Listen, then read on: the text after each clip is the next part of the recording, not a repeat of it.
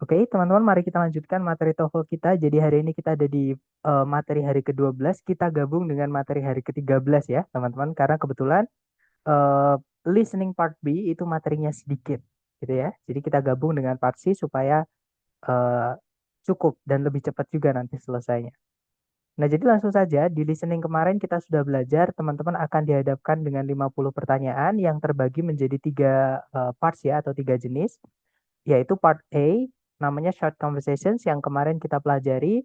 Part B itu namanya adalah long conversations atau dialog panjang yang hari ini kita pelajari dengan part C juga, yaitu long talks atau monolog panjang. Nah, setiap nomor nanti teman-teman hanya punya waktu 12 detik untuk menemukan jawaban. Kalau misalkan 12 detik belum menemukan jawaban, teman-teman akan otomatis soalnya berubah ke nomor berikutnya.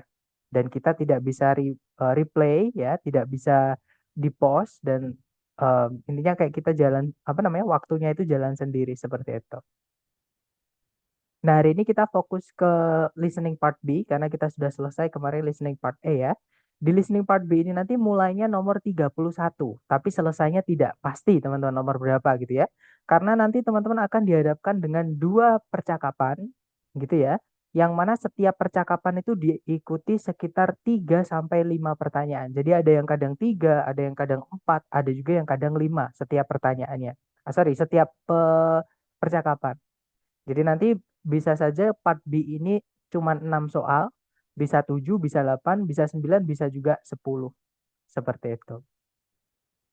Nah, di setiap percakapan itu nanti teman-teman akan mendengarkan dua orang ya. Jadi si A dan juga si B, cewek cowok juga teman-teman. Cuman bedanya dengan part A mereka nanti sahut-sahutan agak lama gitu ya. Jadi si A ngomong apa, kemudian dijawab sama si B, dijawab lagi sama si A, dijawab lagi sama si B sampai percakapan mereka selesai. Nah, nanti setelah percakapan mereka selesai, teman-teman akan dihadapkan dengan 3 sampai 5 pertanyaan. Ya, yang tadi saya sampaikan tadi. Jadi satu percakapan bisa 3, bisa 4, bisa 5. Gitu ya.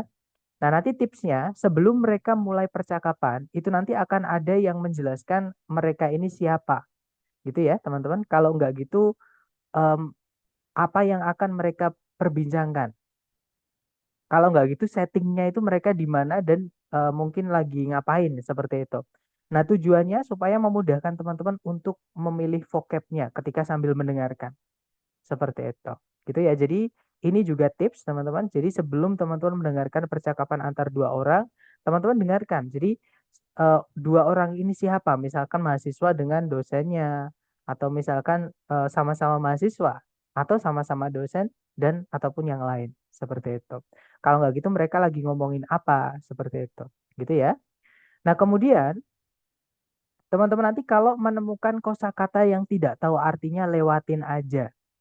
Gitu ya, karena yang lebih penting untuk part B ini adalah flow atau flow itu alurnya. Jadi kayak mereka ini ngomongin apa, terus setelahnya ngomongin apa, sampai terakhir nanti ngomongnya apa. Itu urutannya bagaimana. Gitu ya, teman-teman. Nah, kalau teman-teman memahami, tidak perlu hafalan, tidak perlu menulis, insya Allah mudah, teman-teman. Oke, jadi kuncinya memang memahami, jadi lewat vocab dan juga rekognisi. Nah, itu dapat dari latihan-latihan seperti itu. Itu ya, jadi sekali lagi alur atau apa ya, atau ceritanya itu lebih penting daripada satu atau dua kata yang teman-teman tidak tahu artinya. Oke, jadi kalau menemukan kata yang nggak tahu artinya, jangan berhenti, lanjutin aja ngikutin apa yang teman-teman dengar seperti itu. Nah, kemudian teman-teman nanti juga harus fokus dengan details ya 5W1H, informasi-informasi kecil yang mereka sampaikan. Nah, di listening ini sebenarnya boleh nulis teman-teman, cuman tidak saya sarankan. Karena nggak semua orang bisa sambil mendengarkan, sambil juga konsentrasi nulis. Itu nanti akan pecah konsentrasinya gitu ya. Jadi, kalau teman-teman tidak terbiasa, saran saya mendengarkan sambil merem gitu ya, teman-teman, itu nanti akan lebih mudah untuk memahami dan juga kalau memahami tidak perlu menghafal. Seperti itu. Oke. Nah, mungkin sebelum kita lanjut ke latihan, adakah yang pengen teman-teman tanyakan? Silahkan kalau ada pertanyaan.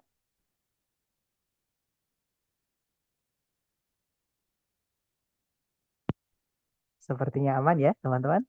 Baik, seperti biasa, untuk chatnya saya batasi ke saya saja ya. Dan juga untuk speakernya saya mute dulu buat teman-teman semuanya supaya ketika latihan lebih kondusif. Nah, silahkan dicoba dulu, jangan takut salah. Silahkan teman-teman. Now we will begin Part B with the first conversation. Questions 31 through 34. Listen to a conversation between two students. Hey, Gloria, how would you like to increase the extent of your educational and historical background? Steve, I don't understand what you're saying at all. I just took my final in History 101 this morning, and I'm trying to get rid of the books. They cost $80. Why don't you try to sell them back to the bookstore? I tried, but they'd only refund $20, and I paid so much more for them. I'd like to get at least $40. Well, I'm not going to take History 101, so I'm not really interested in those books. Maybe you should ask some other friends. I already have. Everyone I know has already taken History 101 and doesn't want those books. Why don't you put up some advertisements in the history building? Maybe someone you don't know will call you and buy them. I'll try, but I don't think that'll work. Then you'll have to go back to the bookstore. After all, $20 is better than nothing. Number 31. What is the topic of this conversation?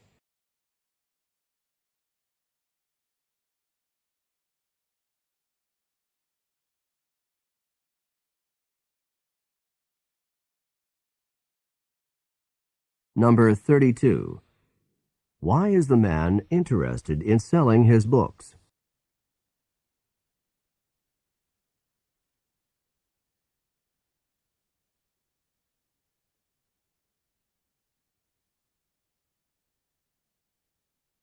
Number 33. Why does the man not want to sell the books to the bookstore?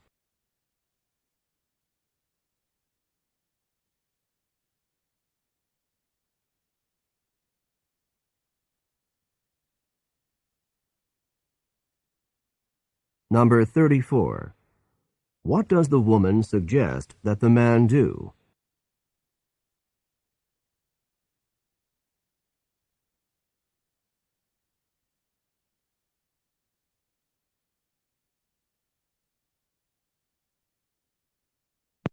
Oke, mohon maaf teman-teman, tadi saya lupa untuk memberikan arahan mengirimkan jawabannya ya.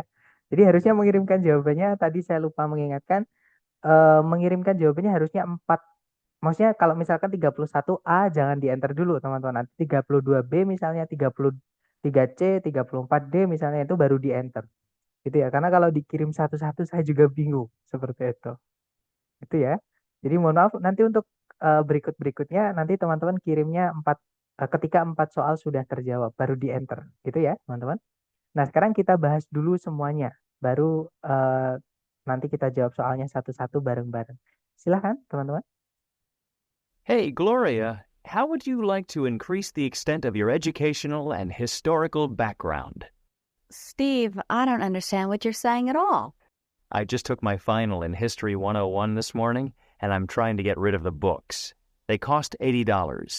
Why don't you try to sell them back to the bookstore? I tried, but they'd only refund $20, and I paid so much more for them. I'd like to get at least $40. Well, I'm not going to take History 101, so I'm not really interested in those books. Maybe you should ask some other friends. I already have.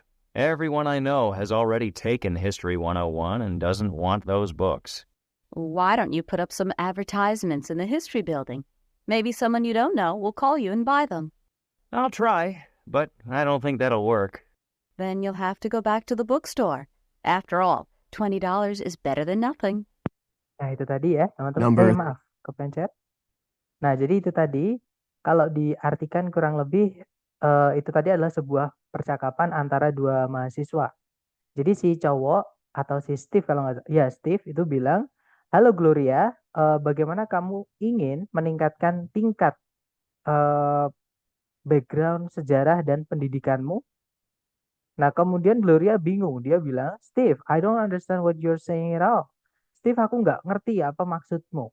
Nah, Steve terus menjawab, I just took my final in History 101 this morning, and I'm trying to get rid of the books. They cost $80. Jadi, aku baru saja mengambil ujian akhir di mata kuliah Sejarah 101 pagi ini. Dan saya berusaha untuk menyingkirkan atau apa ya teman-teman? Bukan menyingkir tapi menjual, maksudnya get rid of di sini menjual. Jadi saya berusaha untuk menjual buku-bukunya. Harganya itu $80. Nah, kemudian Gloria bertanya, why don't you try to sell them back to the bookstore? Kenapa nggak kamu coba untuk menjualnya kembali ke toko buku? Nah, kemudian Steve bilang, I tried, sudah aku coba. But they only refund $20. Mereka cuma mau mengembalikan atau membeli kembali dengan harga $20. Dan aku sudah membayar banyak untuk buku-buku itu. Nah, aku pengen setidaknya mendapatkan $40. Nah, kemudian si Gloria bilang, well, I'm not going to take History 101, so I'm not really interested in this books. Maybe you should ask some other friends. Nah, eh, jadi saya tuh tidak akan mengambil kelas sejarah 101. Jadi, saya tidak benar-benar tertarik dengan buku-buku tersebut. Mungkin kamu sebaiknya menanyai teman-teman yang lain. Nah, kemudian Steve bilang, I already have. Sudah, saya lakukan. Nah, semua orang yang saya tahu itu telah mengambil kelas Sejarah 101 dan tidak ingin membeli buku tersebut. Nah, kemudian Gloria menjawab lagi, why don't you put up some advertisements in the history building? Kenapa nggak kamu coba memasang iklan di bangunan sejarah atau gedung sejarah? Mungkin orang-orang yang tidak kamu kenal itu akan menelponmu dan membeli buku-buku tersebut. Nah, kemudian si cowok bilang, I'll try, akan aku coba. But I don't think that will work. Tapi aku tidak merasa kalau itu akan berhasil. Aku enggak. Aku rasa itu tidak akan berhasil lah seperti itu gitu ya. Nah, kemudian si cewek bilang, kalau gitu kamu sebaiknya harus kembali ke toko buku. Setidaknya $20 itu lebih baik daripada tidak sama sekali. Oke, kita dengarkan teman-teman. Number 31. What is the topic of this conversation? Nah, topik dari pembicaraan tadi itu apa? Nah, intinya jadi si cowok itu pengen menjual bukunya ke Gloria, tapi Gloria itu tidak ingin menjual buku tersebut karena dia tidak perlu buku tersebut gitu ya, teman-teman. Nah, kemudian Gloria itu memberikan beberapa saran cara untuk menjual bukunya. Nah, jadi jawaban yang paling tepat untuk percakapan tadi adalah yang delta, gitu ya. Ways to sell used books. Jadi cara-cara untuk menjual buku-buku yang sudah terpakai atau buku bekas. Gitu ya, teman-teman. Lanjut lagi ke nomor berikutnya. Number 32. Why is the man interested in selling his books? Nah, kenapa si cowok itu pengen menjual buku-bukunya? Nah, karena dia tadi bilang, I just took my final in History 101 this morning. Jadi, saya baru saja mengambil tes akhir untuk kelas Sejarah 101 dan berusaha untuk menyingkirkan buku-bukunya. Gitu ya, teman-teman. Terus dia tadi bilang harganya $80 seperti itu. Nah, jadi untuk soal ini kenapa dia pengen menjual buku-bukunya? Ya karena dia sudah tidak membutuhkan buku itu, teman-teman. Itu ya. Nah, jadi jawaban yang paling tepat adalah yang Charlie. He is finished he has ya ini tapi disingkat, teman-teman. He is finished using them. Jadi dia telah dia sudah selesai menggunakan buku tersebut seperti itu. Oke, lanjut lagi ke nomor berikutnya. Number 33. Why does the man not want to sell the books to the bookstore? Nah, kenapa si cowok itu tidak pengen menjual bukunya ke toko buku? Nah, karena dia merasa tadi I try tadi ya, sudah ku coba gitu. Terus apa namanya? They only refund $20. Jadi toko buku itu hanya mau membayar $20 untuk buku-buku itu. Nah, sedangkan si cowok pengen setidaknya mendapatkan 50%-nya, jadi $40 seperti itu. Nah, jadi jawaban yang paling tepat adalah yang Bravo ya. He wouldn't get enough money. Jadi si cowok itu tidak akan mendapatkan cukup uang. Maksudnya cukup uang itu tidak sesuai sama yang dia pengenin seperti itu. Oke, lanjut ke nomor berikutnya, teman-teman. Number 34. What does the woman suggest that the man do? Nah, nomor 34, apa yang si cewek sarankan kepada si cowok? Nah, tadi yang terakhir tadi ya, teman-teman. Jadi karena si cewek itu tidak membutuhkan buku tersebut, dia menyarankan pertama untuk ke jual ke teman-temannya yang lain. Nah, tapi si Steve menjawab kalau sudah dicoba ke teman-temannya yang lain, tapi semua temannya itu sudah ngambil sejarah 101 dan tidak membutuhkan buku tersebut. Nah, akhirnya dikasih tahu untuk memasang iklan di bangunan sejarah. Gitu ya. Nah, jadi jawaban yang paling tepat adalah yang alpha. Post some advertisements. Jadi memasang beberapa iklan. Seperti itu. Nah, kita lanjut ke audio berikutnya. Nah, sekali lagi ya teman-teman, mohon maaf tadi saya lupa mengingatkan. Nanti teman-teman jawab ketika 4 soal sudah terjawab baru di enter. Jadi misalnya 35B, ditulis dulu B, kemudian tapi jangan di enter dulu. 36 misalkan C, ditulis dulu C, dan seterusnya sampai 38 baru di enter. Gitu ya. Silahkan dicoba lagi teman-teman. Questions 35 through 38. Listen to a conversation about sleeping habits. Did you know that the average time that people spend sleeping decreases considerably as they get older? Really? I would have thought that the opposite was true, that people needed more sleep when they were older. No. Studies clearly show that the need for sleep decreases rather than increases with age. I was just reading a journal article for my psychology class, and it contained some really interesting information about sleep. Really? What did you find out? Well, young babies required the most sleep, and that should come as no surprise. The average 1-year-old sleeps about 13 hours a day.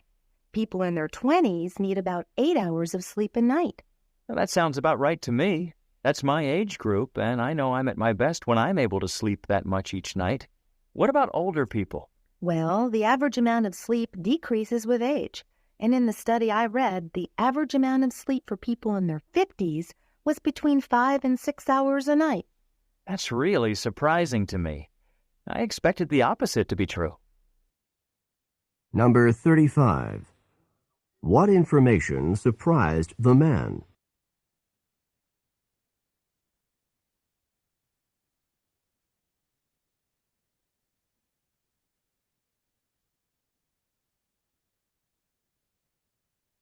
Number 36. Where did the woman learn this information about sleep?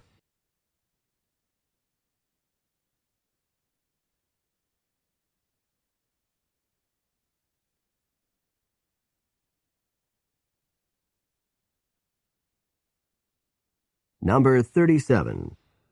What is the man's age group?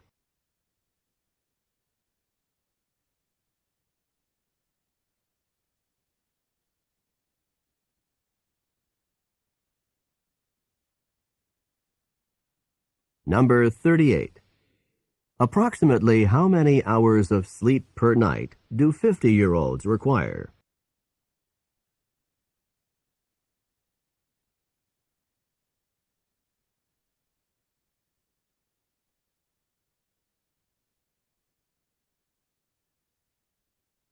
Oke, waktunya habis dan saya lihat teman-teman menjawab ACCD, ada juga BABD, DC-DC, ada juga DAAD, DABD, DADD, banyak ya teman-teman. Mari kita cek bersama, kita dengarkan kembali dulu dengan skripnya, silahkan. Did you know that the average time that people spend sleeping decreases considerably as they get older? Really? I would have thought that the opposite was true, that people needed more sleep when they were older. No. Studies clearly show that the need for sleep decreases rather than increases with age. I was just reading a journal article for my psychology class, and it contained some really interesting information about sleep. Really? What did you find out? Well, young babies required the most sleep, and that should come as no surprise. The average 1-year-old sleeps about 13 hours a day. People in their 20s need about 8 hours of sleep a night. Well, that sounds about right to me. That's my age group, and I know I'm at my best when I'm able to sleep that much each night. What about older people? Well, the average amount of sleep decreases with age, and in the study I read, the average amount of sleep for people in their 50s was between 5 and 6 hours a night. That's really surprising to me. I expected the opposite to be true.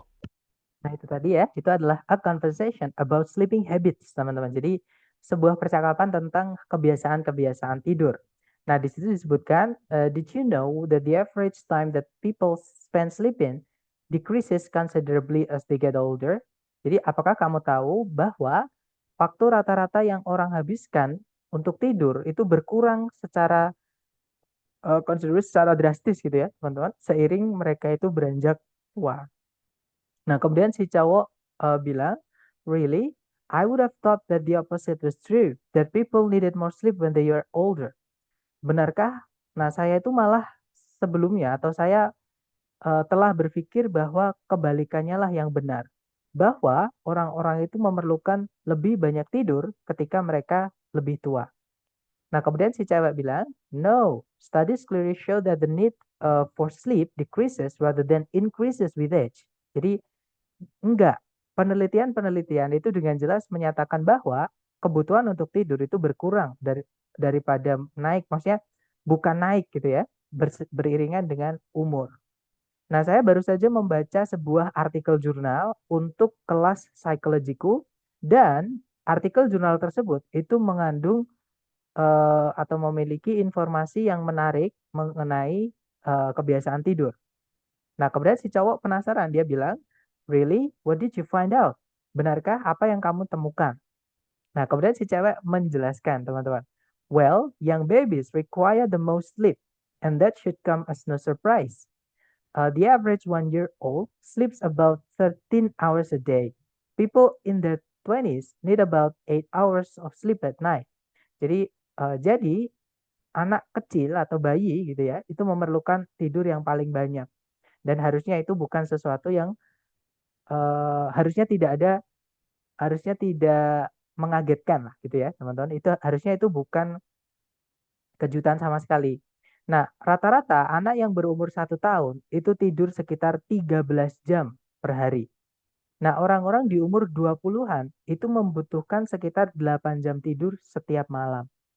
Nah, kemudian si cewek bilang, that sounds about right to me. Kayaknya masuk akal buatku. That's my age group. Itu kelompok umurku. Nah, berarti si cowok ini 20-an, teman-teman. Di situ ada kata 20s ya. And I know I'm at my best when I'm able to sleep that much each night. Dan saya tahu kalau saya berada di kondisi terbaikku ketika saya bisa tidur sebanyak itu setiap malam. Nah, terus gimana dengan orang-orang yang lebih tua? Nah, kemudian dijelaskan lagi sama si cewek. Jadi, jumlah rata-rata untuk tidur itu berkurang seiring dengan umur. Dan di penelitian yang saya baca, jumlah rata-rata tidur untuk orang di umur 50-an itu antara 5 dan 6 jam setiap malam. Nah, kemudian si cowok bilang, itu benar-benar mengejutkanku atau benar-benar mengejutkanku gitu ya. Nah, aku ngiranya kebalikannya lah yang benar. Nah, kita cek teman-teman. Number 35. What information surprised the man? Nah, informasi apa yang membuat si cowok tadi terkejut, teman-teman? Nah, jadi si cowok itu terkejut atau gak percaya ya kalau orang itu semakin tua, kebutuhan tidur itu semakin sedikit. Nah, berarti jawaban yang paling tepat adalah yang delta ya. That the need for sleep decreases with age. Jadi bahwa kebutuhan untuk tidur itu berkurang beriringan dengan umur. Seperti itu. Oke, lanjut ke nomor 36. Number 36. Where did the woman learn this information about sleep? Nah, dari mana si cewek tadi bisa tahu informasi tentang tidur ini? Nah, dia tadi menjelaskan kalau dia membaca artikel jurnal untuk kelas psikologinya gitu ya, teman-teman. Kemudian menjelaskan yang dia baca di artikel tersebut kepada si cowok. Nah, jadi jawaban yang paling tepat adalah yang Charlie. From an article that she read. Jadi dari sebuah artikel yang dia sudah baca. Seperti itu. Lanjut ke number 37. Number 37. What is the man's age group? Nah, jadi umurnya si cowok tadi umur berapaan? Atau kelompok umur yang berapa, teman-teman?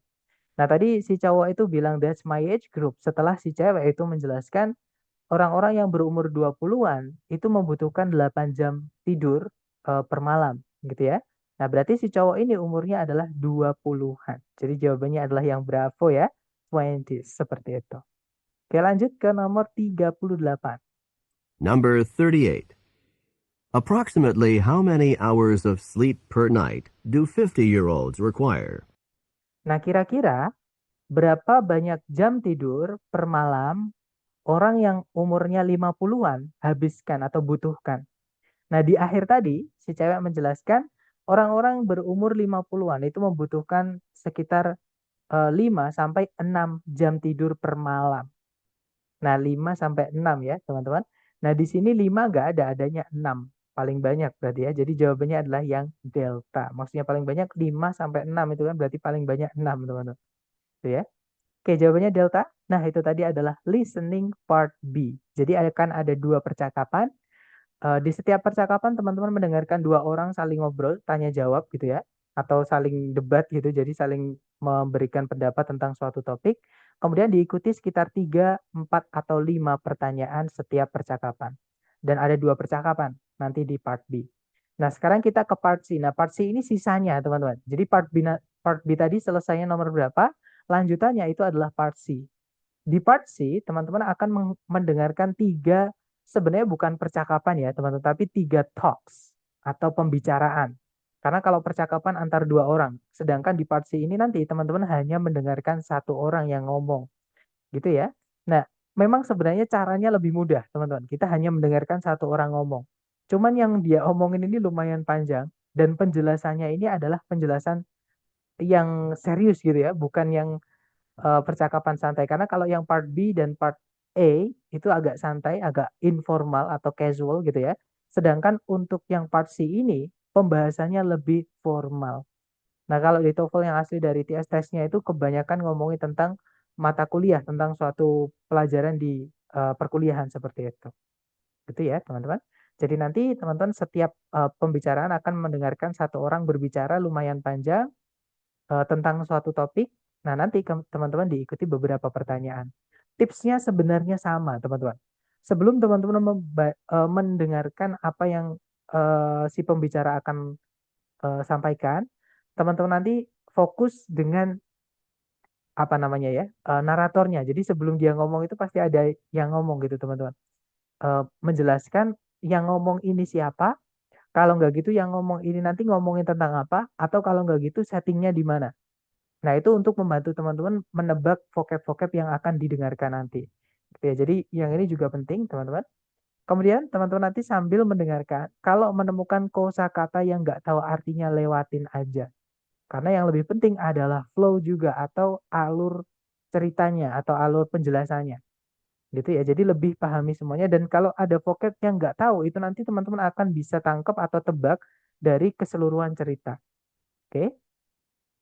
Nah, kemudian sama kayak part B tadi, teman-teman juga harus fokus juga dengan informasi-informasi kecil yang ada di dalam percakapan tersebut.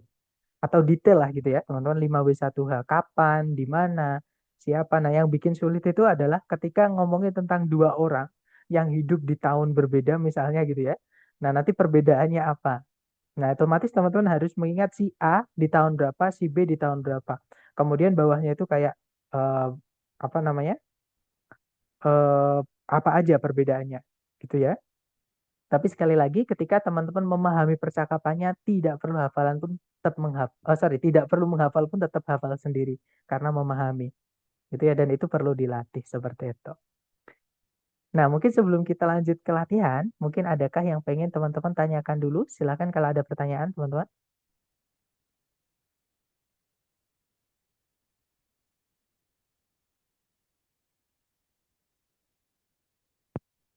Aman ya sepertinya. Oke, kalau gitu kita lanjut ke latihan part C. Dicoba dulu teman-teman, silakan.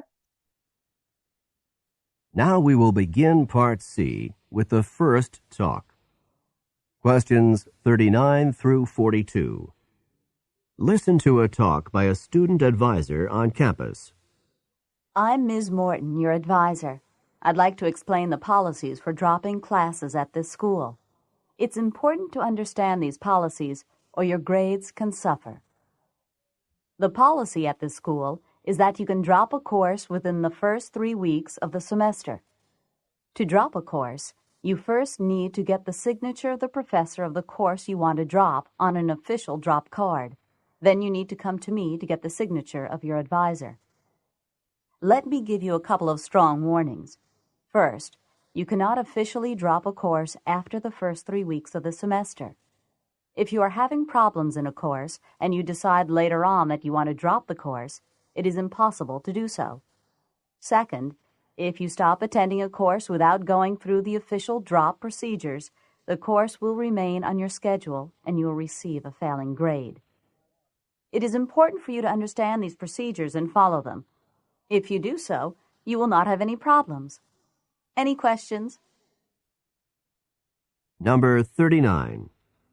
What is the primary topic of the talk?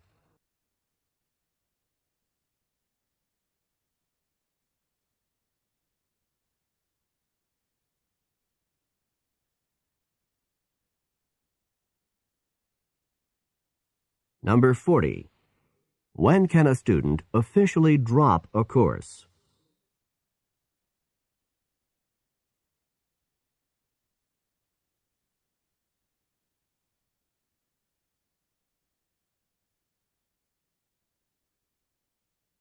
Number 41. How many signatures are necessary to drop a course?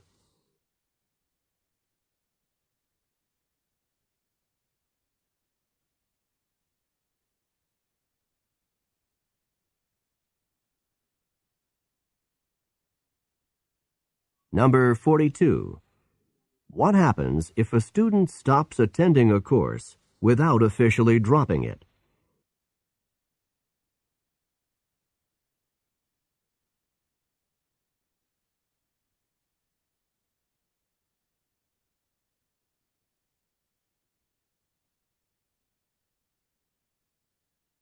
Oke, waktunya sudah habis ya, teman-teman. Dan saya lihat ada jawaban Bravo Delta Delta Alpha, Bravo Charlie Bravo Alpha, Bravo Delta Charlie Delta, Bravo Charlie Charlie Alpha. Kita cek bersama. Kita dengarkan dulu dengan skripnya ya, teman-teman. Silakan. Questions 39 through 42. Listen to a talk by a student advisor on campus. I'm Ms. Morton, your advisor. I'd like to explain the policies for dropping classes at this school. It's important to understand these policies or your grades can suffer. The policy at this school is that you can drop a course within the first 3 weeks of the semester. To drop a course, you first need to get the signature of the professor of the course you want to drop on an official drop card. Then you need to come to me to get the signature of your advisor. Let me give you a couple of strong warnings. First, you cannot officially drop a course after the first 3 weeks of the semester. If you are having problems in a course and you decide later on that you want to drop the course, it is impossible to do so. Second, if you stop attending a course without going through the official drop procedures, the course will remain on your schedule and you will receive a failing grade. It is important for you to understand these procedures and follow them. If you do so, you will not have any problems. Any questions? Nah, itu tadi ya, teman-teman. Jadi itu adalah sebuah pembicaraan oleh seorang dosen pembimbing mahasiswa di kampus. Tadi disebutkan saya adalah Miss Morton, pembimbing kalian. Nah, saya ingin menjelaskan kebijakan-kebijakan untuk membatalkan mata kuliah di sekolah ini atau di kampus ini. Nah, penting untuk memahami kebijakan-kebijakan ini atau nilai kalian itu bisa jatuh gitu ya. Nah, kebijakan di sekolah ini adalah bahwa kalian bisa membatalkan sebuah mata kuliah dalam waktu 3 minggu pertama di setiap semester. Nah, untuk membatalkan sebuah mata kuliah, pertama kalian perlu mendapatkan tanda tangan dari profesor yang mengajar mata kuliah yang kalian ingin batalkan di sebuah kartu pembatalan resmi. Kemudian kalian perlu datang ke saya untuk mendapatkan tanda tangan dari advisor kalian. Jadi ada 2 tanda tangan ya, teman-teman. Yang pertama tanda tangannya profesor, yang kedua tanda tangannya advisor, seperti itu. Kemudian berikutnya, izinkan saya memberi kalian sedikit peringatan keras. Pertama, kalian tidak boleh secara resmi membatalkan mata kuliah setelah 3 minggu pertama setiap semester sudah berlalu gitu ya. Nah, jika kalian memiliki masalah di sebuah mata kuliah dan kalian memutuskan nanti saja eh, untuk membatalkan mata kuliah tersebut, maka tidak mungkin untuk melakukan hal tersebut. Kedua, jika kalian berhenti menghadiri sebuah mata kuliah tanpa melalui prosedur pembatalan resmi, mata kuliah tersebut itu akan tetap berada di jadwal kalian dan kalian akan mendapatkan nilai eh, gagal gitu ya. Kemudian tidak mungkin, penting maksud saya, maaf teman-teman. Penting bagi kalian untuk memahami prosedur-prosedur ini dan mengikutinya. Jika kalian melakukannya, kalian tidak akan ada masalah apapun. Ada pertanyaan? Oke, kita dengarkan untuk soalnya, teman-teman. Number 39. What is the primary topic of the talk? Nah, jadi pembicaraan tadi itu intinya tentang apa? Nah, tadi adalah advisor yang ingin menjelaskan kebijakan pembatalan resmi di kampus tadi itu ya, teman-teman. Nah, jadi jawaban yang paling tepat adalah yang Bravo gitu ya. The procedure for dropping courses. Jadi prosedur untuk membatalkan mata kuliah seperti itu. Oke, lanjut lagi ke nomor berikutnya.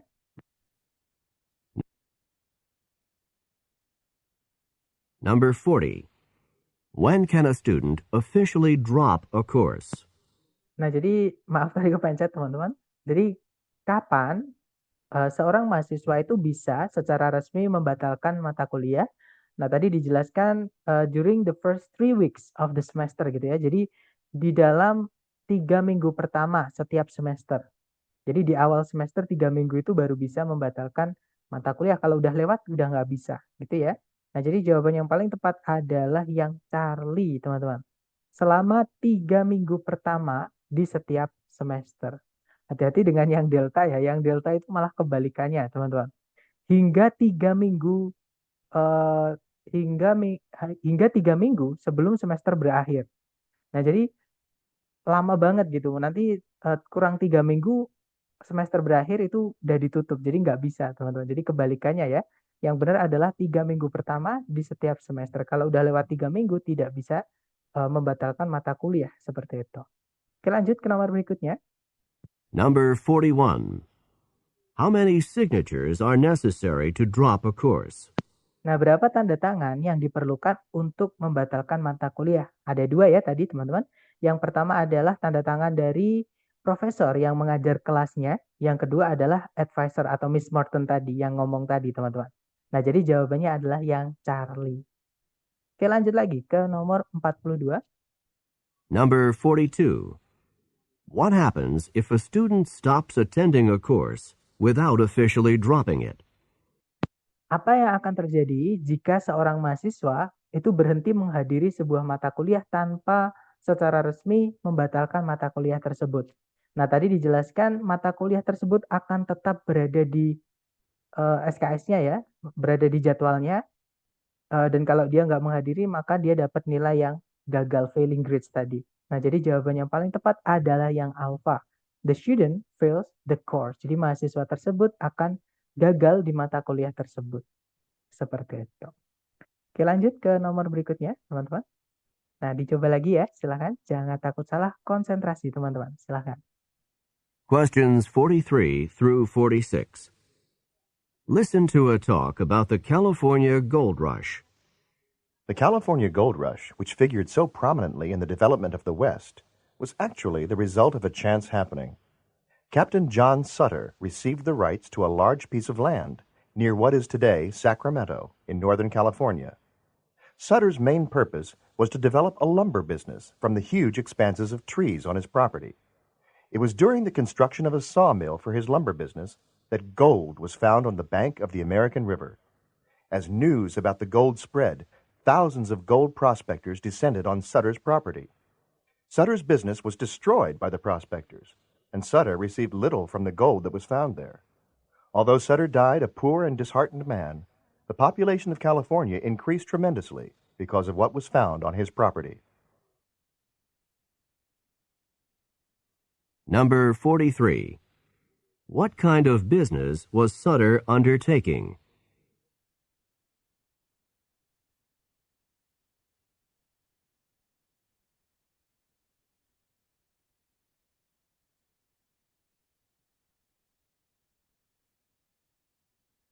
Number 44.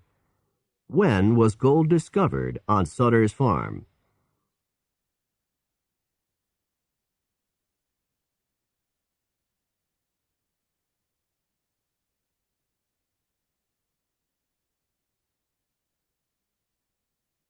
Number 45. What benefit did Sutter receive from the discovery of gold on his property?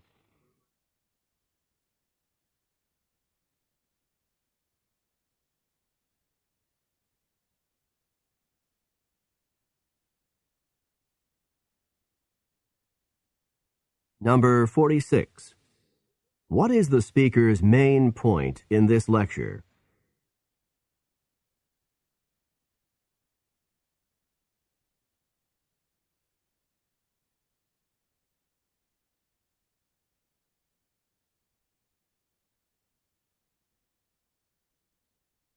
Oke, waktunya sudah habis. Dan ada jawaban CBAD, ada juga BACC, ada juga BACC. Oke, kita cek bersama, teman-teman. Kita dengarkan kembali dulu ya, silakan. Questions 43 through 46. Listen to a talk about the California Gold Rush. The California Gold Rush, which figured so prominently in the development of the West, was actually the result of a chance happening. Captain John Sutter received the rights to a large piece of land near what is today Sacramento in Northern California. Sutter's main purpose was to develop a lumber business from the huge expanses of trees on his property. It was during the construction of a sawmill for his lumber business that gold was found on the bank of the American River. As news about the gold spread, thousands of gold prospectors descended on Sutter's property.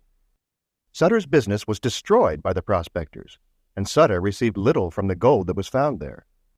Although Sutter died a poor and disheartened man, the population of California increased tremendously because of what was found on his property. Nah, itu tadi ya, teman-teman. Jadi itu adalah a talk about the California Gold Rush, sebuah pembicaraan mengenai California Gold Rush. Nah, ini peristiwa sejarah di Amerika Serikat, namanya California Gold Rush.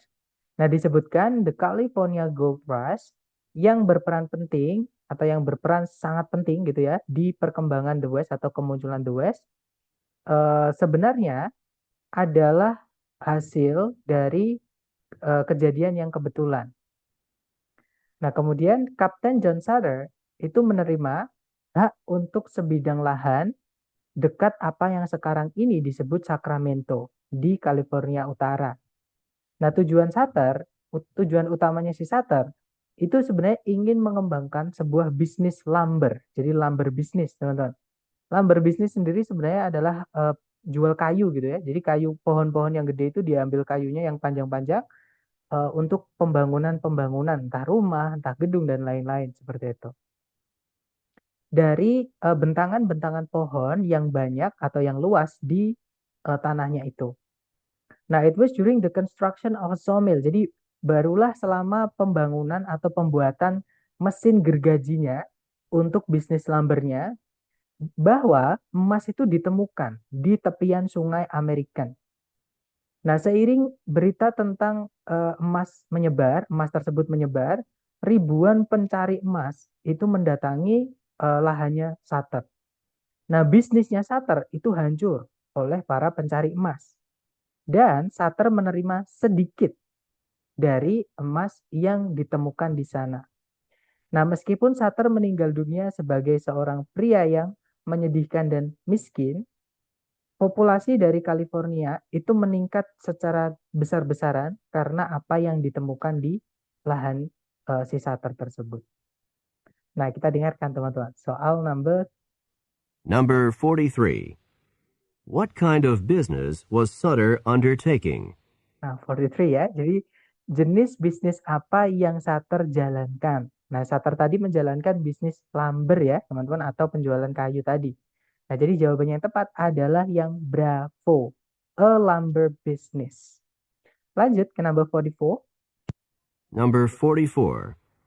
When was gold discovered on Sutter's farm? Nah, kapan emas itu ditemukan di perkebunannya atau di tanahnya Sutter tadi, teman-teman?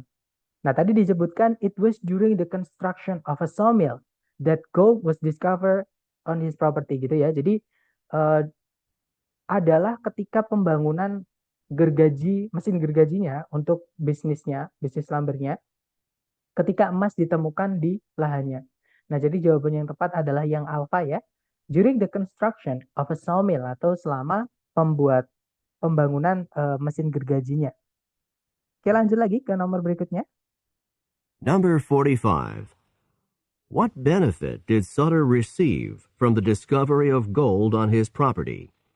Nah, keuntungan apa yang Sutter terima dari penemuan emas di tempatnya atau di lahannya itu? Nah, tadi disebutkan ya, although Sutter received little from the gold discovered on his property, California itu in the West tadi increase tremendously. Jadi meningkat dengan sangat pesat seperti itu. Jadi si Sutter ini menerima sangat sedikit. Nah, jadi jawaban yang paling tepat adalah yang delta, teman-teman. Little or nothing, sedikit atau bahkan tidak ada. Karena di akhir tadi disebutkan dia meninggal dunia sebagai pria yang menyedihkan dan juga miskin tadi katanya. Oke, lanjut ke nomor berikutnya. Number 46. What is the speaker's main point in this lecture? Nah, apa tujuan utama si pembicara tadi di dalam pembicaraannya? Nah, tadi ingin menjelaskan bahwa the West yang berperan sangat penting dalam perkembangan Amerika Serikat tadi ya, itu sebenarnya adalah sesuatu yang kebetulan. Jadi sesuatu yang tidak disengaja seperti itu. Nah, jadi jawaban yang paling tepat adalah yang delta, teman-teman. To show that the development of the West is partly by chance. Jadi untuk menunjukkan bahwa perkembangan dari the West itu sebagian karena kebetulan. Seperti itu. Oke, lanjut ke percakapan terakhir ya. Silakan teman-teman coba dulu. Questions 47 through 50. Listen to a talk to university students. This lecture series is intended to help students at this university benefit more from their studies here. The topic of tonight's talk is how to manage your time.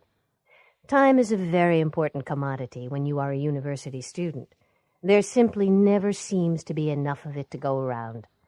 You will need to attend classes, study, complete homework assignments, work on research, eat, sleep, perhaps hold down a part-time job, and maybe actually find time to relax for a moment or two. So, a very important skill for you to learn is to manage your time. If you manage your time wisely, I think that you'll find there is enough of it to go around.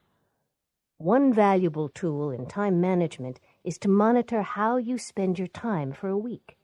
Then, after you spend this week monitoring your time, you can evaluate what you have done with your time and learn to make the best use of it. During this week of personal time monitoring, you should divide each 24-hour day into 15-minute blocks, so each day has 96 blocks of time. Then write down how you spend each 15-minute period. I know that it is bothersome to write all of this information down for a week, but the benefits of such a study can be great. At the end of a week, you will see just how much time you have spent productively and how much time you have not. The specific assignment that I have for each one of you is to spend the next week conducting your personal time monitoring study. At the end of this week, you should make an appointment with me to discuss your results. Number 47. What is the topic of this talk?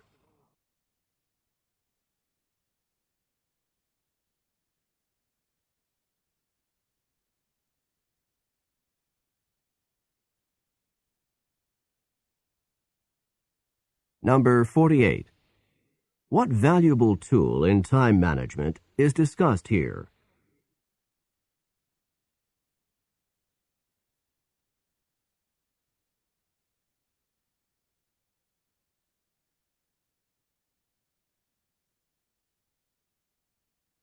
Number 49.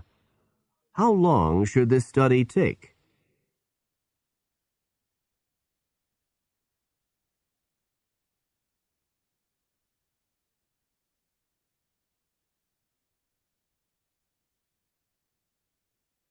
Number 50. What should the students do at the end of the study?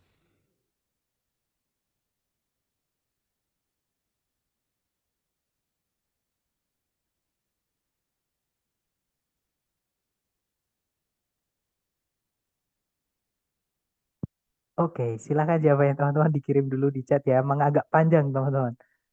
Nah, kita cek bersama setelahnya ya. Jadi ada jawaban BCCA, BCAC, BCDC, BBDA, BCAA. Kita cek dulu, kita dengarkan kembali ya teman-teman, silakan. Questions 47 through 50. Listen to a talk to university students. This lecture series is intended to help students at this university benefit more from their studies here. The topic of tonight's talk is how to manage your time. Time is a very important commodity when you are a university student.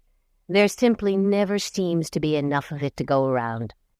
You will need to attend classes, study, complete homework assignments, work on research, eat, sleep, perhaps hold down a part-time job, and maybe actually find time to relax for a moment or two. So, a very important skill for you to learn is to manage your time. If you manage your time wisely, I think that you'll find there is enough of it to go around. One valuable tool in time management is to monitor how you spend your time for a week. Then, after you spend this week monitoring your time, you can evaluate what you have done with your time and learn to make the best use of it. During this week of personal time monitoring, you should divide each 24-hour day into 15-minute blocks, so each day has 96 blocks of time. Then write down how you spend each 15-minute period. I know that it is bothersome to write all of this information down for a week, but the benefits of such a study can be great. At the end of a week, you will see just how much time you have spent productively and how much time you have not. The specific assignment that I have for each one of you is to spend the next week conducting your personal time monitoring study. At the end of this week, you should make an appointment with me to discuss your results. Nah, itu tadi teman-teman. Jadi itu adalah pembicaraan kepada para mahasiswa universitas katanya tadi. Nah, tadi disebutkan series atau serangkaian kuliah ini ditujukan untuk membantu para mahasiswa di universitas ini mendapatkan keuntungan lebih banyak dari pendidikan mereka di sini. Nah, topik dari pembicaraan malam ini adalah bagaimana mengatur waktu kalian. Waktu merupakan sebuah komoditas yang sangat penting ketika kalian adalah seorang mahasiswa universitas. Sepertinya tidak akan pernah cukup waktunya untuk to go around. Di sini artinya ini ya teman-teman. Intinya melakukan semuanya. Jadi melakukan semua tugasnya. Nah, jadi kalian akan perlu menghadiri kelas atau datang ke kelas gitu ya. Kemudian belajar, menyelesaikan tugas rumah. Kemudian melakukan penelitian, makan, tidur, dan mungkin nyambi kerja sampingan. Dan juga mungkin barulah menemukan waktu untuk bersantai sejenak. Jadi, sebuah kemampuan yang sangat penting untuk kalian pelajari adalah bagaimana mengatur waktu kalian. Nah, jika kalian mengatur waktu kalian dengan bijak, saya rasa kalian akan menemukan ada cukup waktu untuk melakukan semuanya. Nah, satu alat penting atau satu alat berharga dalam manajemen waktu adalah adalah untuk memonitor bagaimana kalian menghabiskan waktu kalian dalam waktu 1 minggu. Nah, kemudian setelah kamu menghabiskan 1 minggu tadi memonitor waktu kalian, kalian bisa mengevaluasi apa yang kalian telah lakukan dengan waktu kalian dan dan belajar untuk memanfaatkan sebaik-baiknya waktu kalian. Nah, selama 1 minggu mempelajari waktu masing-masing ini, kalian harus membagi setiap 24 jam menjadi menjadi kotakan-kotakan 15 menitan. Jadi setiap hari ada 96 kotakan-kotakan waktu karena satu kotak 15 menit, teman-teman. Supaya jadi 24 jam, Kan kalau 1 jam itu ada 4 kali 15 gitu ya. Jadi 4 kali 24, 96. Di setiap hari itu ada 96 kotak-kotak waktu. Kemudian tulislah bagaimana kalian menghabiskan setiap 15 menit waktunya itu di kotak-kotak tadi.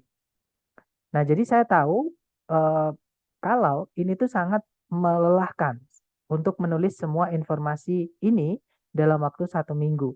Nah, tapi keuntungan dari penelitian yang sedemikian itu bisa sangat besar. Nah, di akhir 1 minggu ini, kalian akan melihat eh,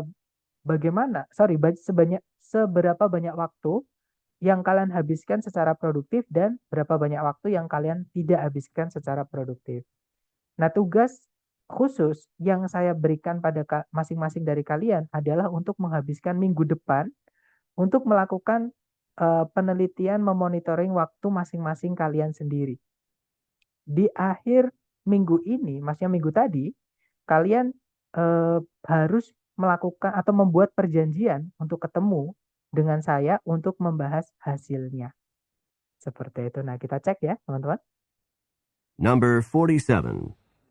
What is the topic of this talk?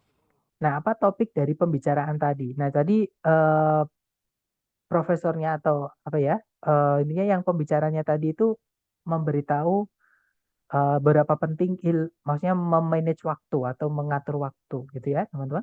Nah, jadi jawaban yang paling tepat adalah yang Bravo, managing time. Oke, lanjut ke nomor berikutnya. Number 48. What valuable tool in time management is discussed here? Nah, alat berharga apa dalam memanage waktu yang dibahas di sini tadi? Nah, tadi profesornya itu menjelaskan ada namanya personal time monitoring study, gitu ya. Nah, jadi jawabannya yang Charlie, teman-teman. A personal time management study, artinya sama, gitu ya. Jadi penelitian memanage waktu masing-masing mahasiswanya tadi, seperti itu. Jadi jawabannya yang Charlie. Lanjut, number 49. Number 49. How long should this study take? Nah, berapa lama penelitian ini berlangsung? Nah, tadi penelitiannya itu menghabiskan waktu 1 minggu, ya, teman-teman. For a week tadi seperti itu. Nah, berarti jawabannya adalah yang Charlie ya, 7 days. Jadi di sini pakainya adalah yang hari, teman-teman. Ya, jadi penelitiannya tadi memonitoring waktu masing-masing mahasiswa yang dilakukan masing-masing itu berlangsung dalam waktu 1 minggu. Gitu ya. Lanjut, terakhir nomor 50. Number 50. What should the students do at the end of the study? Apa yang para mahasiswa harus lakukan di akhir penelitian? Nah, mahasiswanya tadi harus melakukan perjanjian atau membuat perjanjian sama dosennya tadi ya, teman-teman, untuk membahas hasilnya. Nah, jadi jawaban yang tepat adalah yang alpha. Make an appointment. Seperti itu. Nah, itu tadi adalah materi untuk listening part B dan juga part C. Berarti kita sudah selesai dengan listening ya. Sambil saya absen, kalau teman-teman ada pertanyaan, silahkan teman-teman. Sudah saya unmute. Sambil saya foto dulu.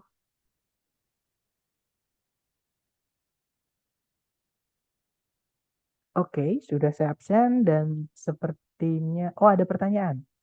Minta tips listening, Mister. Lebih baik membaca soalnya terlebih dahulu sambil mendengarkan maksudnya, atau fokus pada bacaan langsung.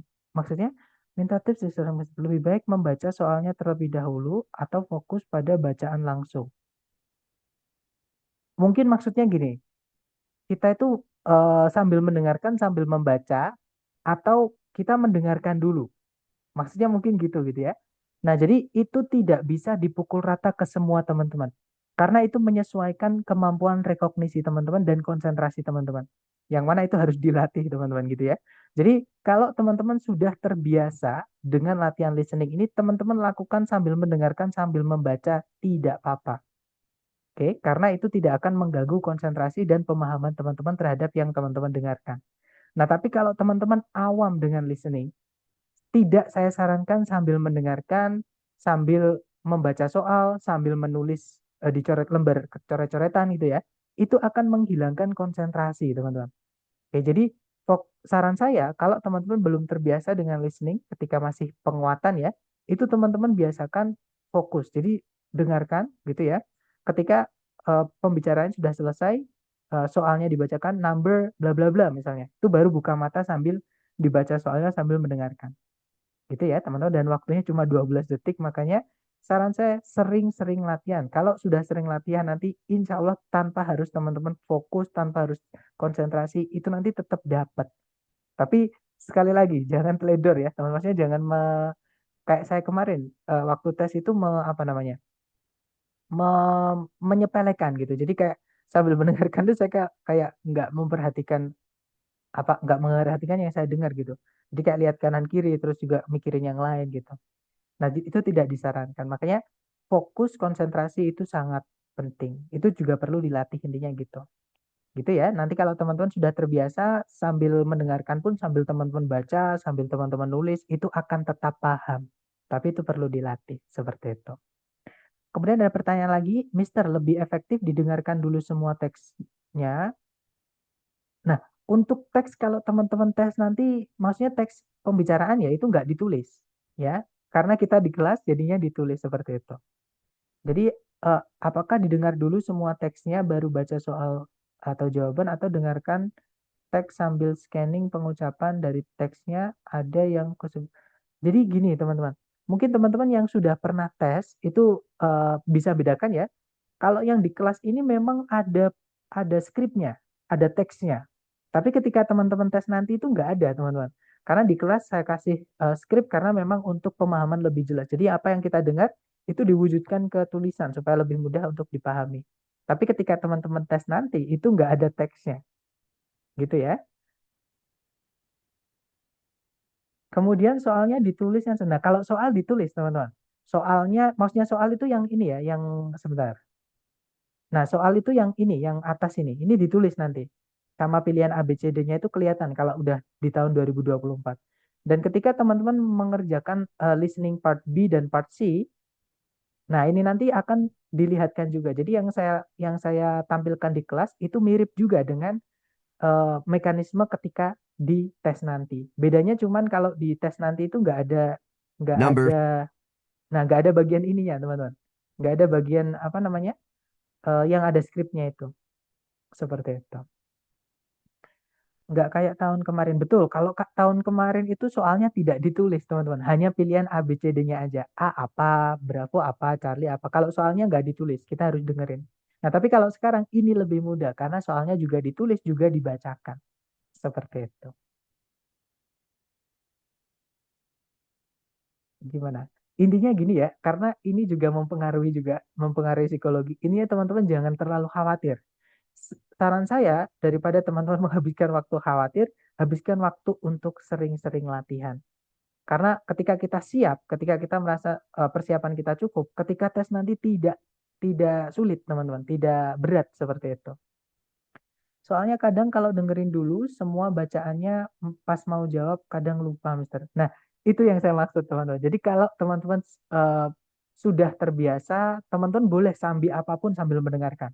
Boleh disambil membaca soal, gitu ya. Boleh sambil eh, tapi itu tadi ya, tetap fokus saran saya. Nanti takutnya kayak saya kemarin terlalu mengentengkan gitu ya.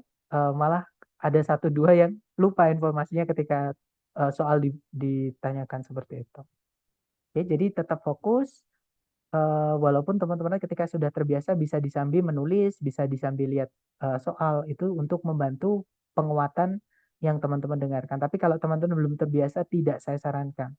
Kalau teman-teman belum terbiasa, saya sarankan sambil mendengarkan merem, gitu teman-teman. Gitu ya. Nah, untung-untung kalau ada skripnya, ketika teman-teman belajar mandiri, maksudnya sebelum hari HTS ya, ada skripnya teman-teman tirukan orangnya itu ngomongnya apa. Karena suara itu cara nulisnya itu dibunyikan teman-teman. Jadi otak kita ngerekam. Dan itu otomatis ketika kita mendengarkan bunyi itu, otak kita akan menampilkan apa ya, tulisannya atau itu apa seperti itu. Jadi kayak proyeksi di otak itu kayak memproyeksikan. Misalkan kita mendengar send kemarin yang saya berikan ke teman-teman atau eye misalnya. Eye itu yang artinya saya atau yang artinya mata. Gitu ya, teman-teman. Jadi itu nanti akan otomatis ketika teman-teman sudah sering latihan. Tapi kalau sambil dengar bacaan, sambil baca soal dan jawabannya itu juga bingung. Nah, tapi kalau teman-teman sudah terbiasa tidak bingung kok, teman-teman. Akan malah membantu. Tapi kalau belum terbiasa itu akan memecah konsentrasi teman-teman. Jadi nggak disarankan kalau belum terbiasa, gitu ya. Gimana teman-teman? Mungkin ada pertanyaan lagi? Silakan.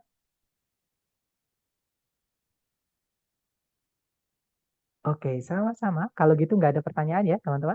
Thank you so much for your presence, kehadiran teman-teman ya, dan your participation untuk partisipasi aktifnya.